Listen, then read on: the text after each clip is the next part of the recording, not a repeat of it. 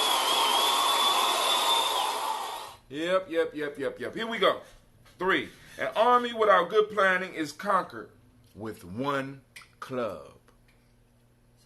Family. This stresses the importance of groups organizing.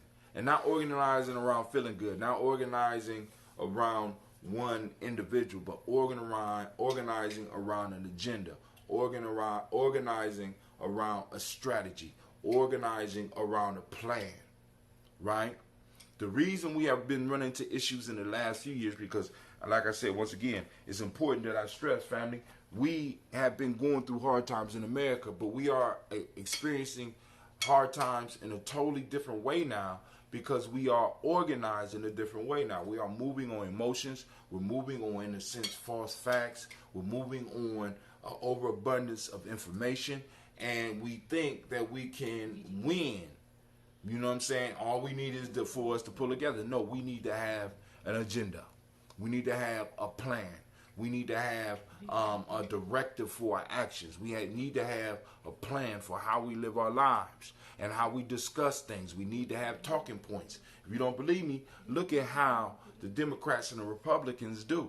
You know what I'm saying? They get on, and when they talk, you know what I'm saying? You know a Republican when he's talking. Why? Because the Republican has talking points. You know a Democrat is talking. Why? Because they have talking points. Family, what are our talking points? What are the plans for us? You know what I'm saying? Now, for those that want to know the plans as far as this whole reparation things, you go to ADOS101.com. ADOS101.com. But also in Giamma, we have a certain way of doing things. We have certain plans within our tribe for doing certain things. And we're going to get even more, right? So you have to organize. We have to organize, and we have to organize not behind people, but behind agendas, right? Right? We got to organize around plans, right? So because when you put that at center, you don't put people at the center, right? It doesn't allow for the fuckery to come in and destroy organizations. Now, y'all, I know many of y'all out there can hear me on this shit, right? Right? Because a lot of our organizations fall to the wayside because of the personal shit that happens rather than the plan that's being laid on the table. This is why I like to have events to plan. This is why we do the monthly market. Why? Because the market is the central piece around which we plan. The goal is to build up the market so that we can build up our community. We can stabilize our community because we got economic flowing within our community. So we make sure there's a little bit of extra money in people that are involved in the market's pockets, especially the vendors, especially those in our community who takes the highest risk. And maybe they might be able to bring somebody on, or maybe they might be able to buy some products from another brother or sister, or maybe they might be able to use the money to create something that we need in our community. And maybe they could provide some basic need within our community that we can go and control from the beginning to the end. We can control that whole industry vertically. It's just a matter of us bringing ourselves together and bringing those creative minds together and be like, hey, I wonder, right? Because that's the goal for eventually with that ambrosia. That's why I'm not in a hurry to just be shipping it everywhere. You know what I'm saying? I would love to be able to control the bees that make the honey. You know what I'm saying? I would love to be able to have a freshwater spring where I can get the water and a distiller through which I could run the water so that I could produce the water for the product that we're using, produce the honey for the product that we're using, and make some connections with growers so I can get the teas, even all the way down to the teas that I use, right? And eventually maybe you can find somebody in our circle that will be willing to go on and produce the teas. Boom, controlling it vertically from the bottom to the top. Got a health drink. So family, an army without good planning is conquered with one club.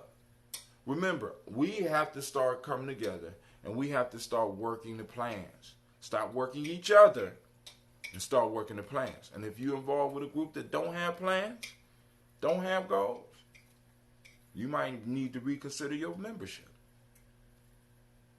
Families got to have plans and objectives.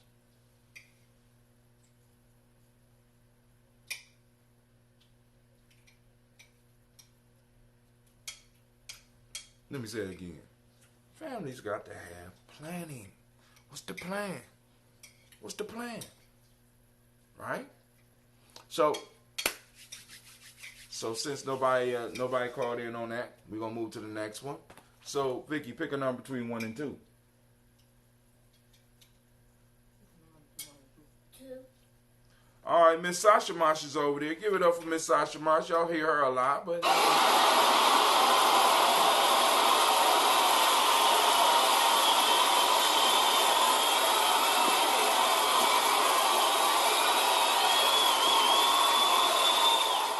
Mohere Yushiba. Life is growth. If we stop growing technically and spiritually, we are as good as dead. Life is growth.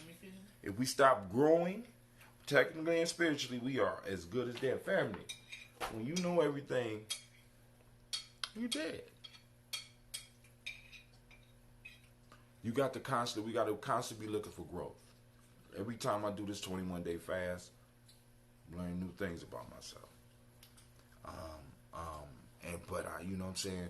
And it's like, boom, I'm learning new techniques because I'm taking all the stuff that I learned from, like, for example, my first fast, I went all the way. Did water, boom. Did dry days, boom. Did water coming down. When it was finally time for me to eat, I fucked up. Right? I mean, family, and when I say that it felt like I was shitting fire because I was in such a hurry to eat and I didn't do it right, I fucked myself up. Right? Second time, I said, all right, cool, we got to do juice, water, and we got to cut it down, bring it up to a period of total dry, then we bring it down, and then we start moving back towards it. Boom, did it. I did a little bit better. But this year, I started off with just water, that ambrosia, juices, and broths.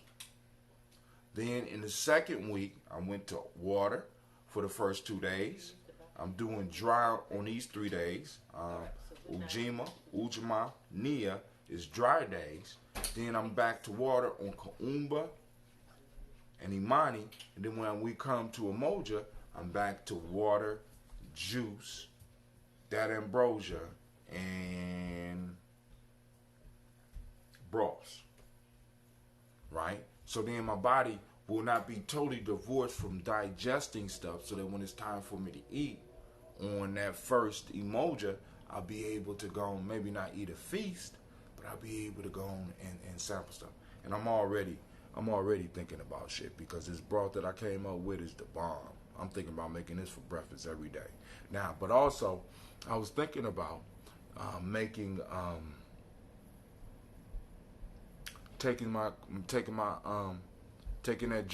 that ambrosia and make some ambrosia gummy worms or gummy treats.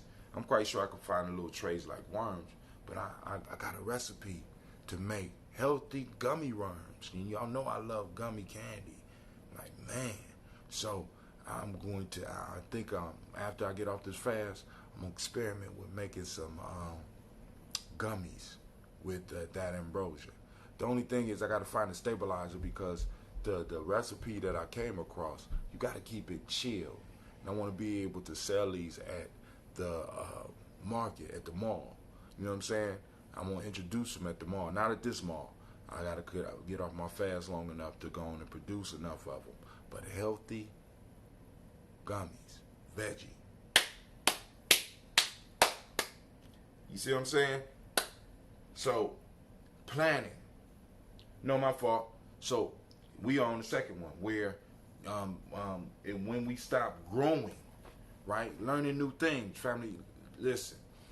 You have access to Google. There's no reason that you need to stop learning. And he also says that techniques, because I want to stress this, if we stop growing technically, see, there's a technique in everything, and inside that technique, there's a technique, right? So, like, for example, In capoeira, you can start doing capoeira, but capoeira is an easy martial art to get. But as you start studying capoeira, you start noticing that there's techniques inside of techniques, inside of techniques, inside of techniques, right? So, and this is with everything. This is when you start going down. Like, for example, when I'm looking at myths and learning how to break them down, or I'm looking at folk tales, or I'm looking at proverbs. There's techniques to doing it. So technically, I'm always brushing up on my skills. And technically, in your fields of mastery, you need to be brushing up on the techniques and looking for other techniques that will make the techniques that you are using even better. So when we stop growing technically and spiritually, when I feel that I have arrived spiritually, then I'm not growing no more. So I'm as good as dead. Now, and I want you to understand that dead does not necessarily mean that you are laid down to the ground, because many of y'all are existing and working and going to places on a daily basis where you run into dead people all the damn time. Because a lot of people exist in a zombie state. They feel they know it all. They feel that they can't get no more. They don't feel that they can get no better. They are not brushing up on their techniques. They are not adding to their knowledge. So they are dead. Let me say it again. D-E-A-D. They are zombies walking around. And you don't want to become one of those, right? You always want to test yourself. You always want to push yourself to some type of limit so that you can see if there's something over the edge of that limit that you could pull back with you when you come back. Right? It's stuff that I every time I fast, or every time I take myself to some type of ceremony, some purposeful suffering is what we call in jail purposeful suffering, near suffering, right? It's always something that I could pull back and use. All right, so we are at 10 o'clock hour. We have been on here almost. Let's see how much time. Because I don't want to keep y'all over an hour.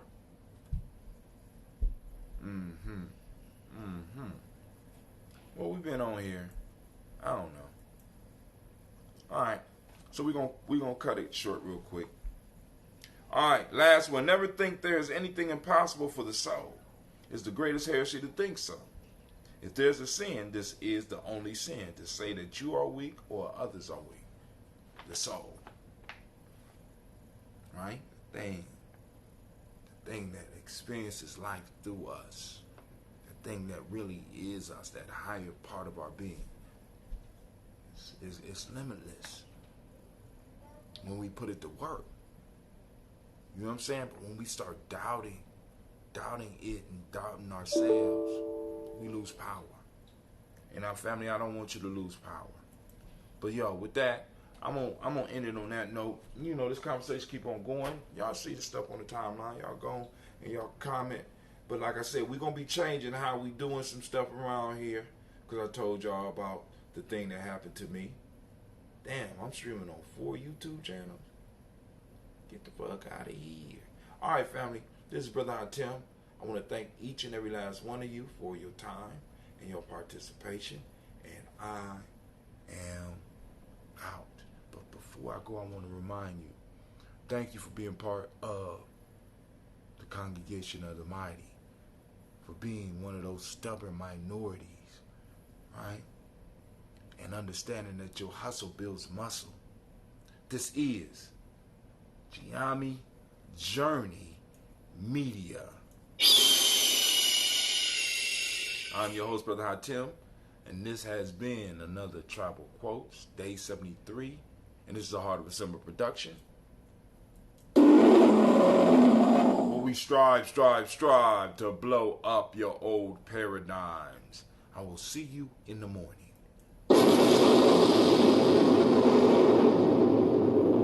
Have a great Ujima for the rest of the day. I will see you on Nia. Peace.